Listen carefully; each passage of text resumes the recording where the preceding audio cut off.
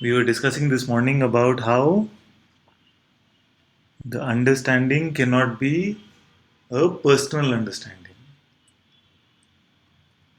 If we are still believing that there is a person here who has understood anything at all, then that is not the understanding. The understanding always only is that this person, which I believe myself to be, was never real, is just purely imagined.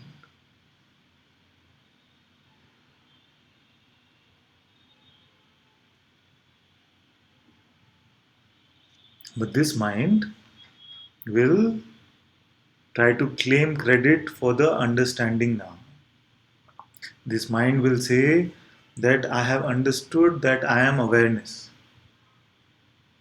But the mind can never understand that it is awareness.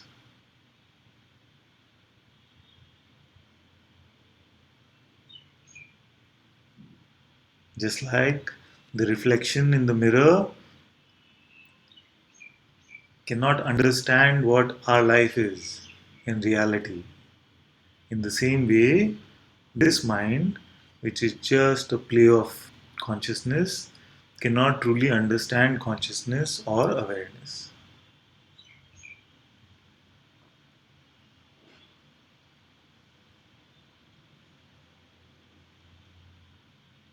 You see?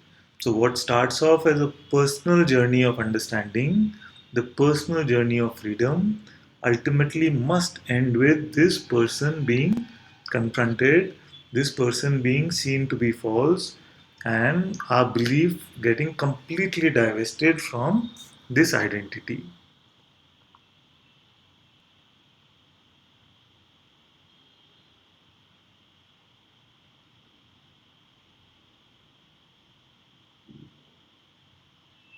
And this person, this mind, is always in a rush to proclaim its understanding.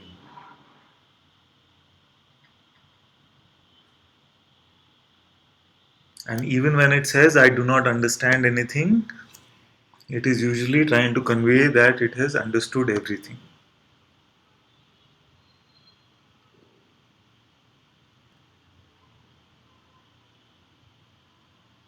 So it's really not in the words actually.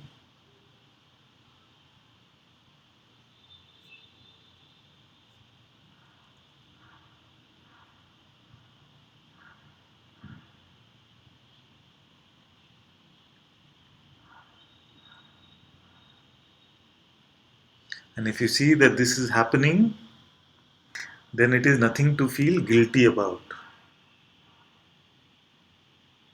It has to play out in this way.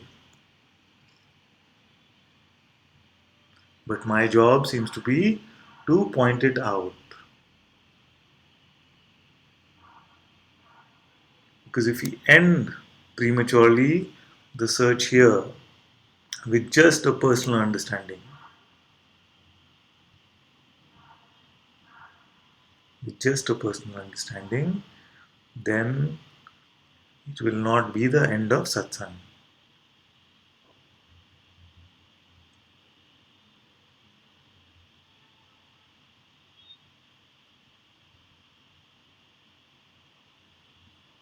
In this seeming journey, it must go from person to presence,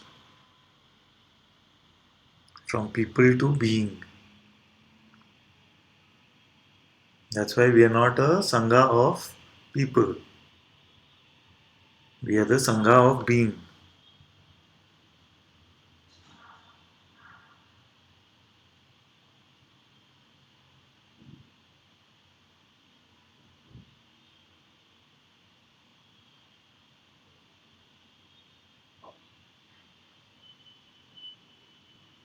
And we can check for the symptoms, isn't it?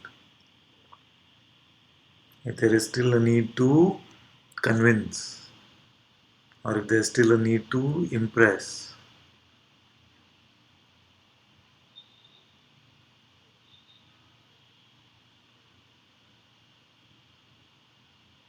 and the need to convince usually comes from the fact that something is doubting our own freedom actually.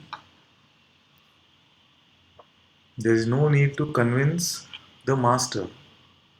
The master already completely knows that you are free. So there is no need to convince the master. But it is your own doubt, your own self doubt, which conveys itself in this way with the need to convince anyone. It could be the master, it could be your family, it could be all your loved ones.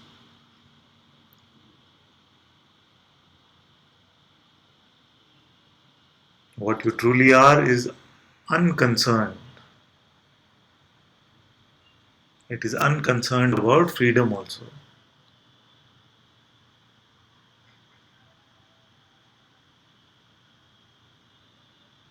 Your true self knows that the one who is asking for freedom, needing freedom, or even proclaiming freedom is not you.